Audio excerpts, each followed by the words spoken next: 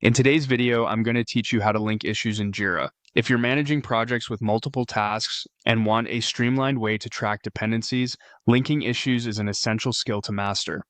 Together, we'll walk through the necessary steps so by the end of this guide, you'll feel confident in enhancing your project management skills within Jira. To begin, let's head over to Jira. Open up your web browser and navigate to your Jira dashboard. It's here that you'll be able to access all your projects and issues. If you're not already logged in, do so with your credentials to ensure you have the appropriate permissions to make changes to the issues. Once you're in Jira, look for either the Spaces or Projects tab. Clicking on this will take you to a list of all your available projects. This step is crucial as it helps you select the specific project where you need to link issues. Clicking on this tab will guide you further into the desired project area, giving you access to all the related tasks and issues nestled under that project umbrella. The next step is to navigate to your board. Your board represents a visual workspace where all the project's issues are laid out. It could be in Scrum, Kanban, or any other format that you're using for your project management style. By clicking on the board, you'll have a comprehensive view of all ongoing tasks, making it easy to select the issue you wish to work with. Now, proceed to click on the specific issue you want to link.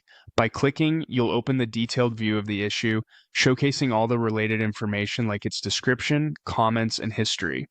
It's this view where the real linking happens, so make sure you're looking at the correct issue before proceeding.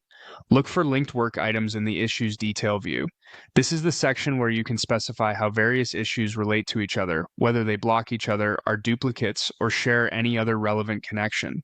Clicking on this allows you to pick from different linking options such as is blocked by, blocks, or is cloned by.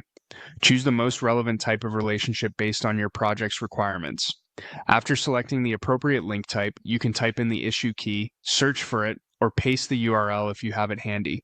This step is particularly beneficial if you're cross-referencing multiple tasks or merging different project goals.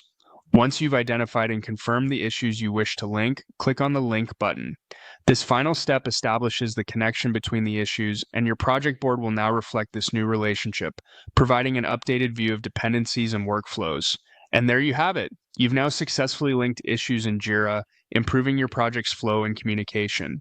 Whether for tracking dependencies, clarifying task relationships, or ensuring a structured project timeline, linking issues is a vital component in efficient project management. Don't forget to visit your board to review your links and make any needed adjustments for optimal project execution.